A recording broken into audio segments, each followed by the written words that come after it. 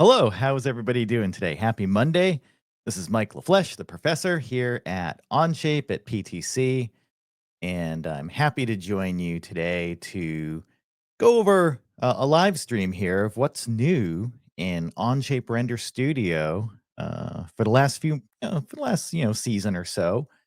There's been a bunch of updates being added to the Onshape Render Studio on user experience and features that people have been asking for. And it's just a great pleasure to use Onshape Render Studio. Um, when I'm using Onshape, um, let's go to a different screen here so we can see the full screen. Um, when I'm using Onshape Render Studio, I'm thinking about it as if I am a photographer, right? So using Render Studio, you should, simulate a virtual, kind of photography session. That's really what you're doing with your 3D models. It's a great way of, making sure that you get the right feeling and emotion from your product before you go out to manufacturing. It's great to share with, marketing for images and content for your website and collateral and things like that.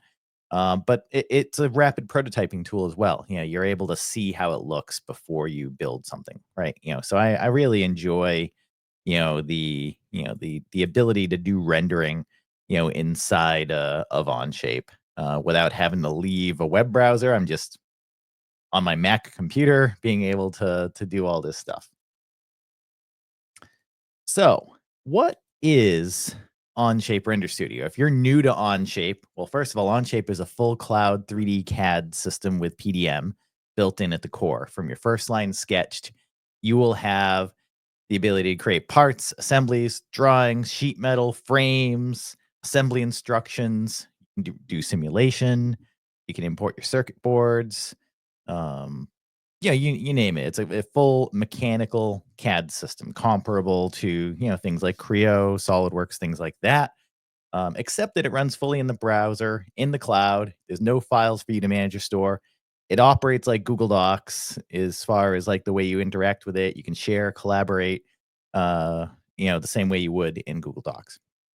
And Render Studio is part of the Onshape Professional and the Enterprise package. It allows you to do these virtual photography sessions without melting your computer through your desk or hearing the fans on your graphics card go nuts because the graphics cards are not on your desk. They are in the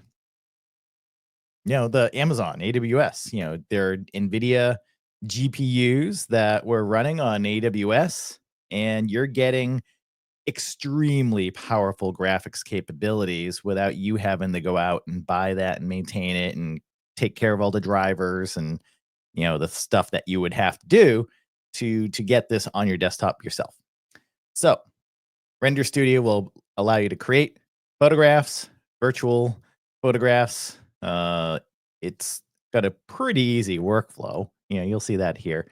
And it's a collaborative platform, right? Because Onshape's collaborative. You can share your photo with somebody. You can somebody else could take the rendering and work with it.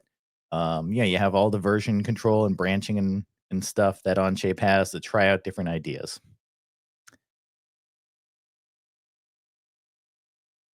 All right. So I promised to give you what was new inside of Onshape Render Studio in the last couple months here, going from winter into spring. It's almost summer. Hopefully, we'll be out, to the pool and beaches pretty soon. Let's take a look at some of the updates that have occurred in Onshape Render Studio. So back in there's been a few other updates that have happened. I'm just kind of picking and choosing from some of the um, the updates that popped out in my mind as really really good updates to look at. Um, I'm gonna start with the Open VDB volumetric rendering for smoke, fog, and water effects because it's a little bit out there. It's kind of an interesting way of simulating something that you don't necessarily want a 3D model. You don't want a 3D model smoke or water splashing, if you're designing a jet ski and you want to show it in action, this would be a very difficult thing to 3D model, I think, in a mechanical CAD system, right? But let's go over here to our friend Perrin Lamont's car here. Yeah, I always go back to this because it's just a great it's a great demo example for many reasons. It's a large object, you can get inside of it, you can take pictures of it and kind of like a hero point of view. Um, and you can see when you open up Render Studio inside of Onshape, it's just a tab inside of your Onshape document. It will bring you to a view only mode of essentially what it looked like at the last moment you left the document, right? Because Onshape's saving every step. There's no need to worry about that. It's really quite a pleasure to not have to worry about saving your work, right? It's just always saved. Um, so I'm going to edit that Render Studio, and what's happening as soon as you hit that, it's getting the resources, from AWS. It's loading up all the fine tessellated geometry, inside of this 3D model. So I'm working on a pretty decent sized 3D model here. You even see, it's got a scene behind it. We got lights, LED lights kind of being emitted through this. I've also engaged dark mode right here, so you can turn that on underneath your account here. There's dark mode right there. You can switch between that, right? We'll just let that finish loading up. You'll see a couple of other things here if you haven't looked at Onshape Render Studio lately. The interface has received some love. The scene list and the appearance list have been split, so you have a top and a bottom, kind of like your Onshape Part Studios, where you have the feature list at the top and the parts list at the bottom. In the Render Studio, we have the parts and assemblies right there at the top, just like an assembly sort of, right? And you have the appearance list at the bottom. So any of the appearances that you've created, in Render Studio will be listed here. By having them split, you're not doing as much scrolling back and forth because quite often you're working between um, the top of the tree, selecting parts. And at the bottom, that's where you're selecting materials that have already been set and interacting with it in the left or the right hand side, where you have these tabs on the right. All right, we should be just about there.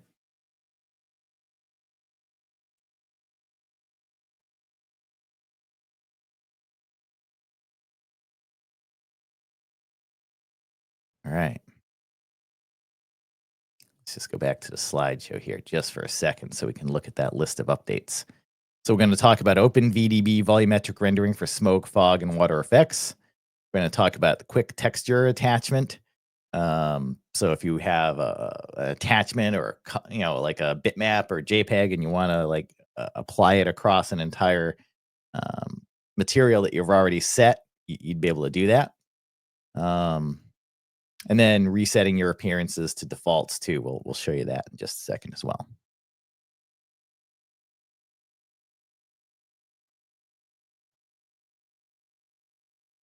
I might have goofed here by leaving that screen. Yeah, I should just leave that screen here just for a second, and then we'll be able to get in to show you the smoke effect.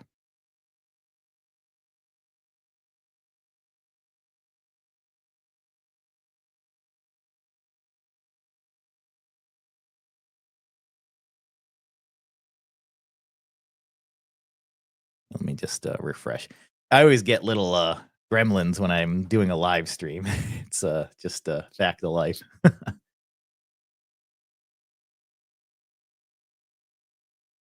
All right, well, I'll be good and just let this one load up. And if this one, gives me a hard time, I'll just I have a bunch of examples, of course, to show you. All right, let's edit that Render Studio. Let it load up that geometry.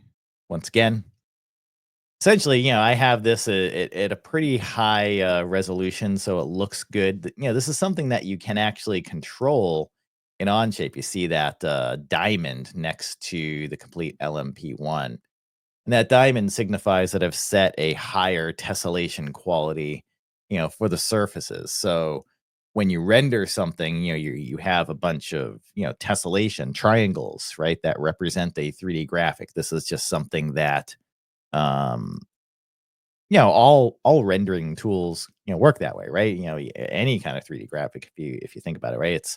You have 3D graphics represented by triangle data, and the closer, the smaller those triangles, the smoother the surface will look. Of course, the rendering algorithms do things to make it even look better than the standard triangles. But if you have a wheel that looks like an octagon, that's a sign that your tessellation quality is too low, and you should probably crank up the tessellation quality, at least on the round objects or things with some kind of surface, or stuff that has very thin walls.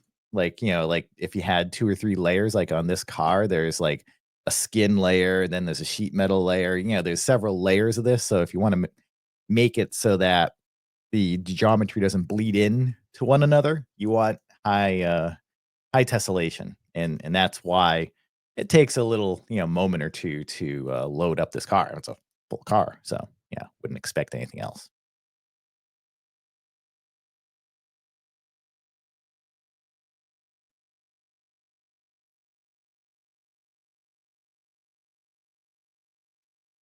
Alright. This is where I, come up with a few jokes, right? No. Alright, rendering starting. Here we go. Alright, we're good to go. So, you'll notice at the bottom of the screen is the appearance menu as well as the environment, library, right? So these are libraries of textures and environments that you can apply, to your 3D model if you don't want to take the Onshape default color for whatever material was being deployed, right? So if I want to, well, let's take a look at the volumetric effects, and let's just add a couple of textures. I see the front of this nose is just kind of like this plain gray right there. Let's take a look at that first. Apply a material, and what material is on it. How do we know what material, is actually in here? So if I select it, you notice that the split tree comes in really handy now, because I can see that it's got the crash box tip component highlighted, and that is appearance 3. Now let's find a new appearance. Maybe we want to, make it chrome. I search for chrome. That's the easiest way of finding what you're looking for, I believe, in Render Studio, instead of like drilling through all the hundreds of materials. Just kind of search for what you're looking for. Hopefully you find it. Try a few different search terms, because it's searching for, the word based on the exact phrase in the beginning. So, if I did Chrome like that, we're going to get, a bunch of results. But if you spell the whole word, it's going to give you that. Actually, let me go back to that. Yeah, I think kind of like the brushed uh, look right here. So I'm going to right click on that and assign it. By the way, a bunch of these other things in Render Studio have been added in the last 6 months, like favorites. You can have favorites for your personal account that you're using Onshape with in the Render Studio, but you can also add to your company favorites. So if you like using that all the time and you want everybody in your company using this because it's a standard material, you like your designing tractors and you have a certain yellow that you like to use, you're gonna want to have that for everybody to use. And that can be set for everybody in your company, which is amazing, right? Because I didn't have to deploy registry hacks or files to make everybody, in my company work, with the same things. Onshape works with this enterprise or company-based approach where you set up your users and teams and all that, and as part of a company, so everybody gets the advantage of that. All right, so let me click out of here. Let me pick that again. I'm gonna take that part, and I'm gonna assign it to the part. Now, sometimes, if you want to like see, you know, what is established on it, you can go to the appearance tab over here. And I can see the base color is this right here. But if I assign, this part, you see the color changes just like that. And now we get the chrome look on the front. And if you can't remember the name of a part, by the way, like, this is the crash box tip, right? So if I just say tip right there, it makes it wicked easy to find. Now, there's my Boston accent coming through, right? All right. So there's the crash box tip. I got the color right here. And maybe, this might be a little weird, but I could change the color, of the chrome, right? Just go in here and maybe we want like a kind of a different hue on that chrome, give it kind of a cool look like that, right? And if I zoom in, you can see that, right? Let me pick that again, change the color, a little cloudier version of it. All right. So I like the way that looks. Next, let's show you something on that's new. So you can right click on any of those color fields for certain materials, and you can also apply a bitmap file, could be a JPEG as well, to give it a different texture, right? So let me zoom in on it so we can see this a little easier. There we are. And I'm not changing the color. I'm going to right click here and say use bitmap file. So it seems a little weird to right click on a field, but do it. All right. Just right click on that field. You got the image that you can apply to it. And then you can apply all your scale factors and rotations to it. So this was like a tile, kind of texture, that's on here. So we got kind of like this tile-ish imprint, on the chrome. I don't know if Nick Perrin's gonna go for that. So let's but you could change that, of course. And the rotation tiling pattern, if you want to go to, tiling of 3 by 3, let's see what that does, right?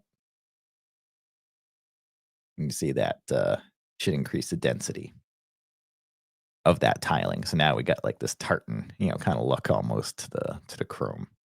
So that's the reset, or that's the quick texture attachment, that we've added to this, right?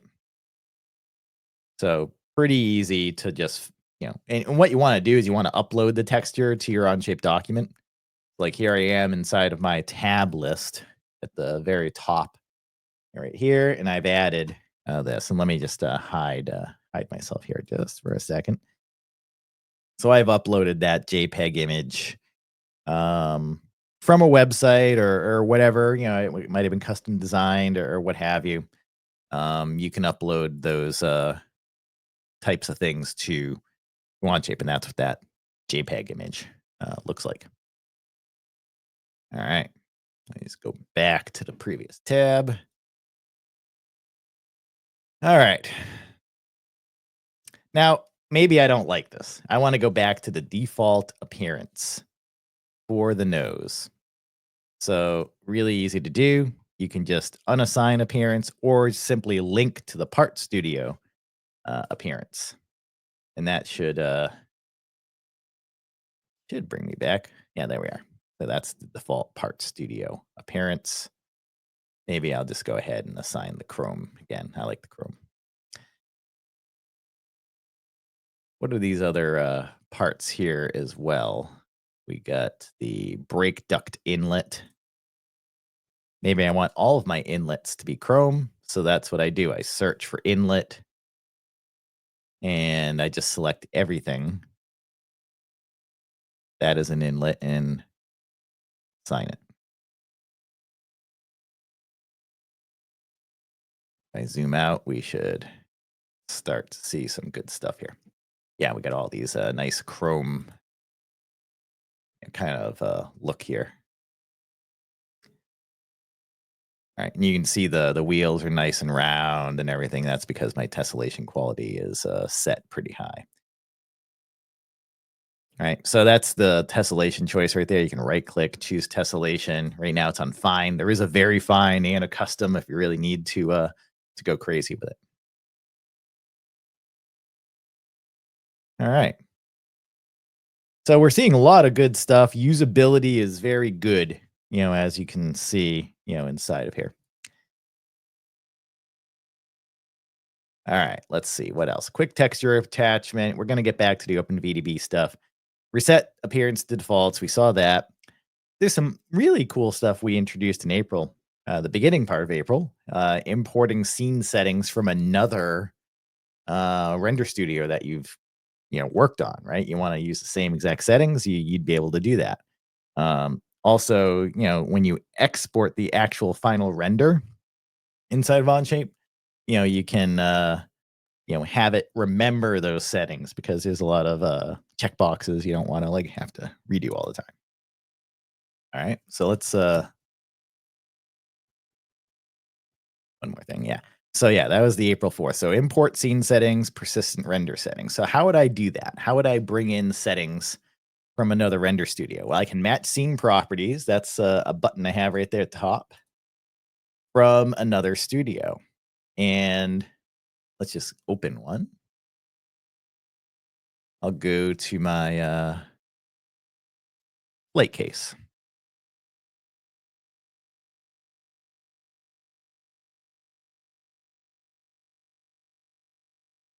All right. We'll edit that studio. Well, it's not a big model, so it'll only take a moment.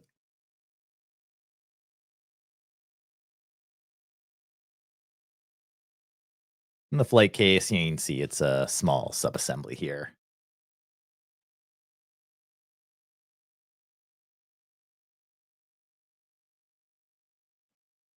All right. So maybe I really like the way this is you know, I like the way the well, let's try it both ways, right? So I'm gonna go to here instead of version in my timeline. I'm actually working on a branch. That's kind of highly recommended, I would say, if you're gonna be doing a bunch of renderings and modifying things to make it look good for a rendering, create a branch.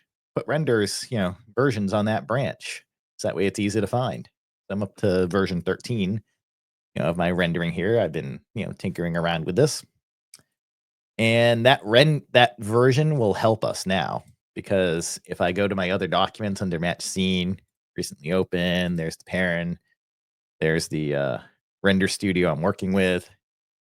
And now I can import the scene settings and the environment if I want to.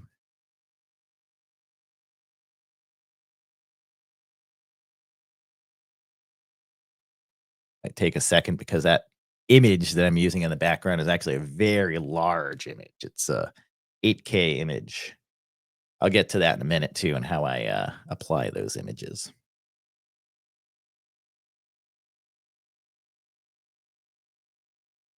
It's like a 35 megabyte image file. So that's probably what's taking it a little longer, especially in a live stream too.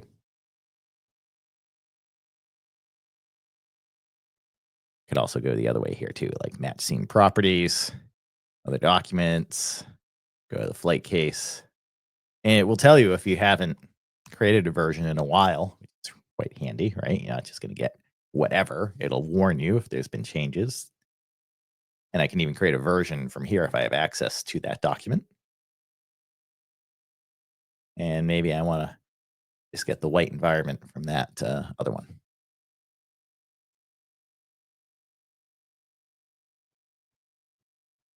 And maybe I am doing it wrong.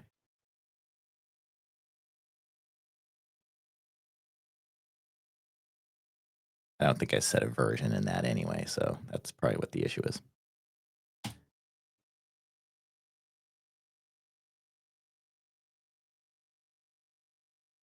Ah, I see. I'm getting different lighting now on this. So yeah, I'm the environment photo isn't here, but the lighting from the photo, I believe, is what's happening here. Yeah, because there's the custom image right now. It was a different image. I have that. If I go to my background choice right here.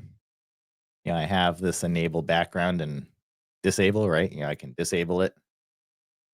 And now I've overridden it with my custom image. And now I've put my flight case here on the ground.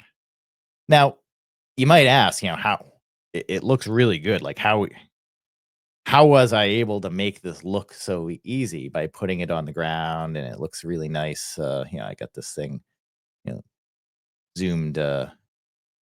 It's sitting on the ground, right? Because that's what's happening here. There's a ground setting, automatic height. I can change. Maybe I want the ground to be slightly wet, right? So I make it reflective. Not all the way at one, but something like that. Point one maybe. Maybe I want my shadows to be a little harsher because it's bright light in the sun. Maybe two, three. Right, so you got your experiments going on there. We'll go back to one. Roughness you can change. That way it's like the roughness is really nice because it's actually diffusing it, nicely. But yeah, there you go. I mean, that's how you can pull properties in from some other document that you've worked with. Now, if you want a different image, for this, right? Let's work with our car here. I could import another one. And where do I get these really cool images? Well, Onshape has a bunch pre-built in, right? I can let's find one that's outside. I'll right click and say apply lighting and background, and it puts it in here. And the reason why it's putting it in so nicely, like on the ground, is because I have this setting turned on called hemisphere. Like, I can, it's still on the ground in, non-hemisphere mode, but when you zoom in around, it's not moving. Um, let's look at it from the front here. It's just not as well, it's actually not too bad actually. It's I shouldn't poo-poo it too much. But the default images that are here are kind of like not 4K, as you can see. It might be fine if you're, doing some kind of bokeh image, like when you turn depth of field on, you just go to depth of field, you enable it, and this is what makes you a photographer, right? You're just going to say, I want a certain camera lens, f-stop, right? I want f4, and I'm going to focus on the mirror, driver mirror here. But you can see, that without a 4K background, it doesn't look great. The rendering looks fantastic, but the images around it are a little lacking, I would say. So I would just browse to get a custom image file. This is an EXR file, an HDRI image that lights the model, but also gives you the the environment right there too. How do you get one of those? Well, I go to polyhaven.com for that kind of stuff. Go to polyhaven.com. It's a free site, but they encourage you to make a donation. I have nothing to gain by this. I just enjoy their website, and they have a ton of great, all the same HDRI images that are in Onshape come from this, place essentially. And I'm gonna, just search for a track. Yeah, well, maybe we'll put it in a cart club here. And if I want to get that, I want to get it in at least 4K. I can get 8K, but you can see the file sizes get pretty big. We'll go 4K because we're in a live demo here. And yeah, let's change this. You can see we get our other image back again. I'm gonna click that right here. Just click the image, and you can upload by choosing the import option. There's the cart club. And now it's importing that HDR image right in here. Now, if you don't see it here, it says, oh, there were 5 changes, right? Onshape Render Studio is all version controlled, right? So you might need to just create a quick version.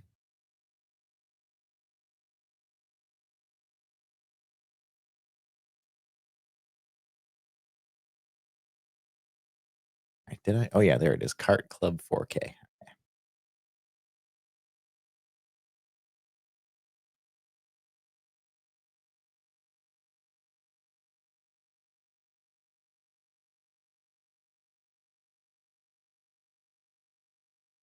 The reset over here.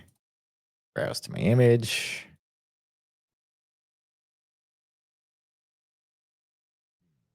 What am I doing wrong? Oh yeah, I'm looking at version 6 and I'm in version 14. That's the issue. There we are. All right, so we got the cart club here. And we can yeah, this is just it's like a 360-degree image, right? So you just got to kind of play around, with the the rotation. And I find, when I use that hemisphere look, it helps me kind of just, not worry about it as much. I just kind of rotate where I think it's going to look good.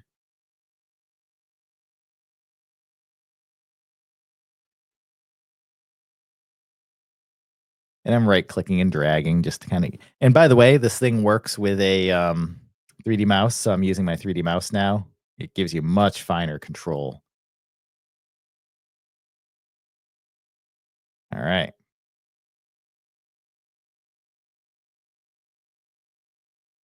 And then there's a nice reflective look. We'll just go at point 0.2 reflectivity, roughness 0.04, and you'll see it kind of wash out.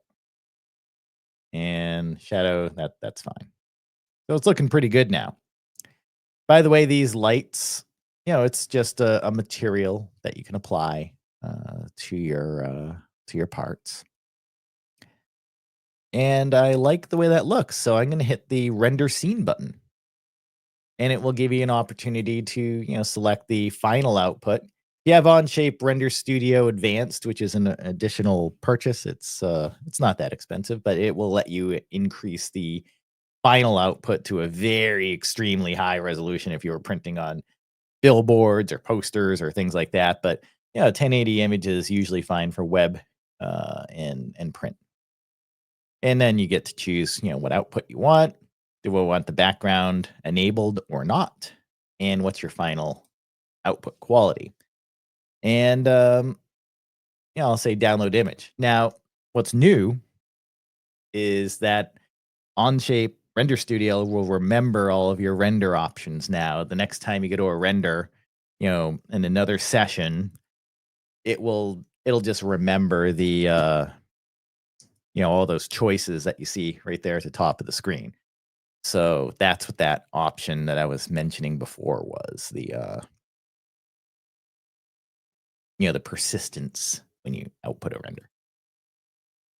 All right, once that's finished rendering, and it's going to be less than a minute, full render. I'm doing this on my MacBook. I'm doing this over a live stream. There's a lot of things that would make this go wrong if I was using a desktop based rendering tool. I would probably need some kind of $10,000, you know, computer with graphics card and things like that to do this quality of work so quickly. But I'm doing this on a Mac. You can do this on a Chromebook if you really wanted to. All right, let's take a look.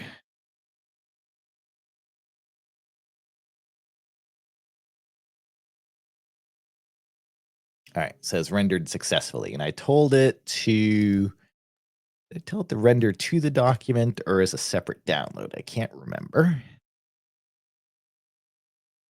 It usually puts them in at the top level right there. But, if it's not there, I probably told it to go to my downloads folder. And there it is. Yeah, let me get out a full screen here so I can show you the output.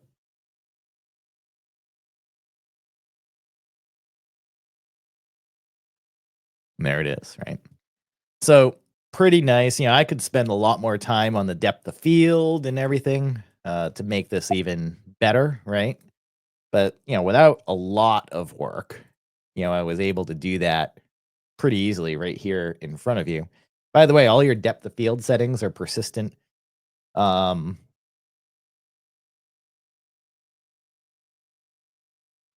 Even with that render screen on. So I'm going to say I want this to be 1.4 and point at the driver side. Now, what if you want a different lens? Now you can go to field of view and just say, oh, I don't, you have a 35mm lens. Well, I'm going to say I want a 16 wide angle, right? Maybe I want a 50, you know, and that's way easier than like typing in the field angle, which we used to be able to, have, but, focal length is just easier. All right, let's wrap this up with a little smoke show on the back of this thing. Pardon me. Let me turn off my depth of field. I usually only turn that on right at the end, right? Because it's like, you need to like interact with the model. So I want to insert a piece of geometry.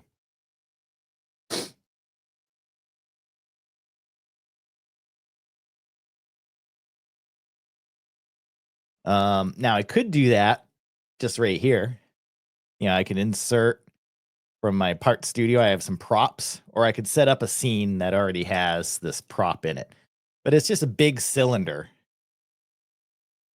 that I'm dropping in to this design. And I'm just labeled it burnout.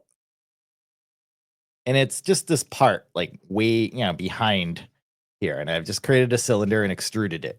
Just a really big cylinder. And all I have to do is assign a special material to it. So I have it in my favorites here. Oh, thought I did. Maybe not. Let's just clear that out. Say VDI.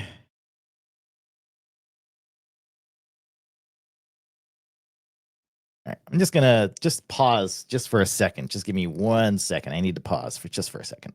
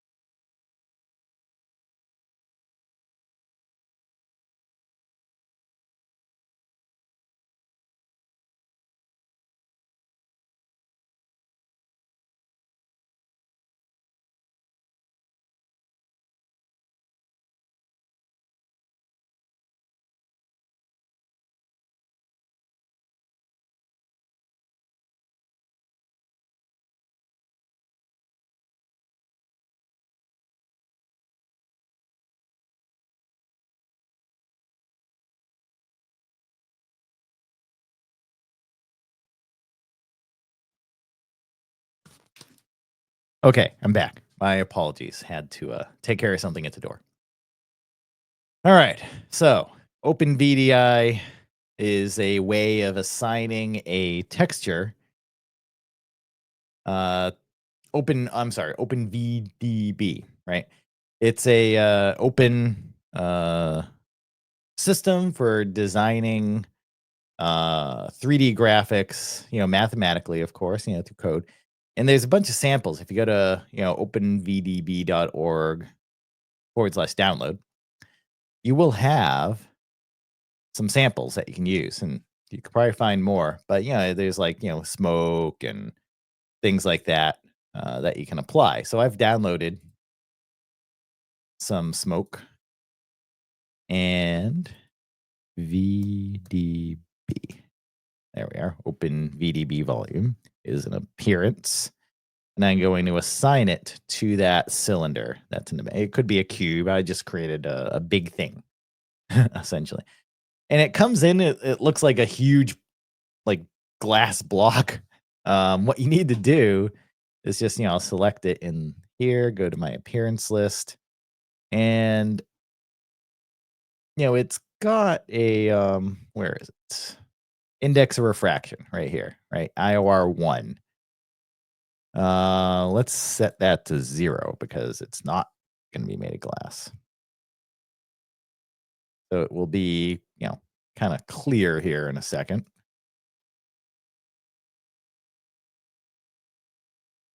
Oh, there we are. Or 1. I should just say 1, right?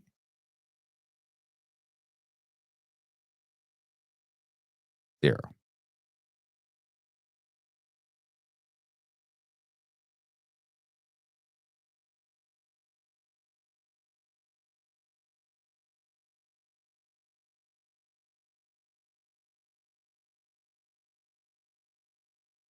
All right, all right. I'm back. All right, here we are. So we'll apply the open VDB data, and I have the smoke already uploaded to the document. Same way, same method as before. You upload the graphic right to the Onshape document. Make sure there's a version, and you have it. So smoke 2 VDB.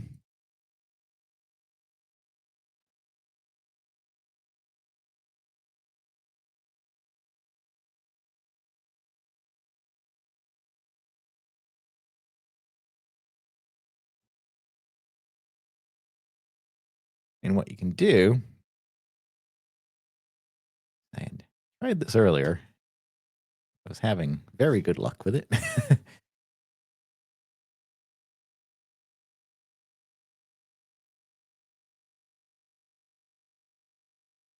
Change scale factors, of course, here as well.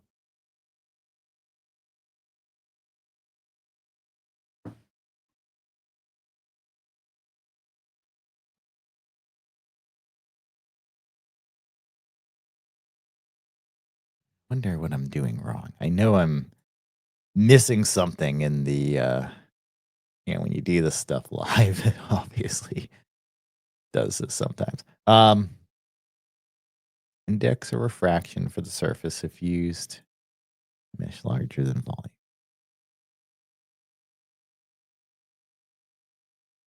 All right, let me go to the one that I have finished because on Shape's version control, I can go back to a previous version. And I can show you that I've already done this.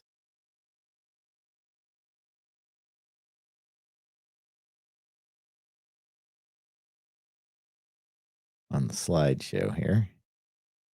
So, like, this is what it would look like, right? You create the volume and the smoke. You can change the color. There are options for that. But it essentially gives you a static image, of the smoke looking, as it should look. Of course, I'd have to reload that to get to that. My apologies, team. I won't be able to show that particular example live at this second. There are examples of on the form that I have built in the past, that little coffee cup. Go to the forms right there. And you go to new and Onshape. And I believe it was, what version was it? February 21st.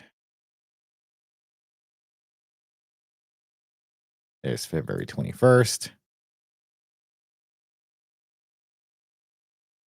Oh, here's a nice effect right here with some AI rendering thing that Michael Pasco is able to show off. That looks great. He runs a render contest, so definitely get in touch with Michael or on the forums here. Here's the example here of kind of like a steam effect here where I have that. So how do you apply it? You pick the part. I set the IOR as 1. And that really is about it. Oh, 1.2. Why did I change it to 1.2?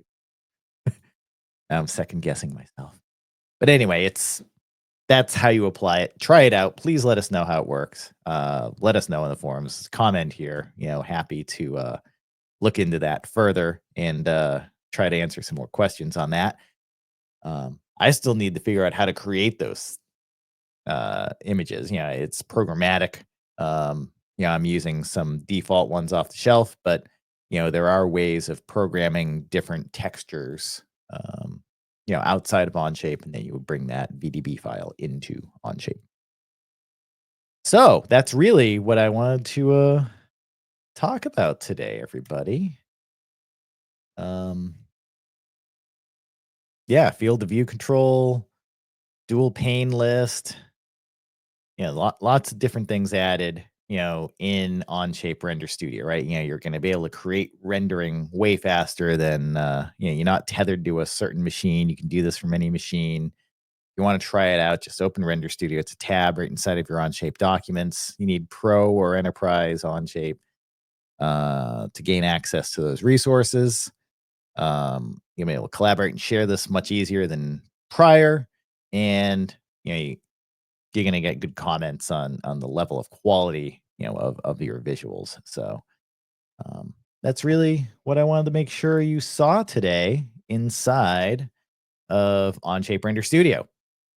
And hopefully picked up a few tips or tricks along the way. I'm happy to answer questions on the comments as they come in. So thanks again. I hope you all have a great rest of your day and a great afternoon. All right. Have fun.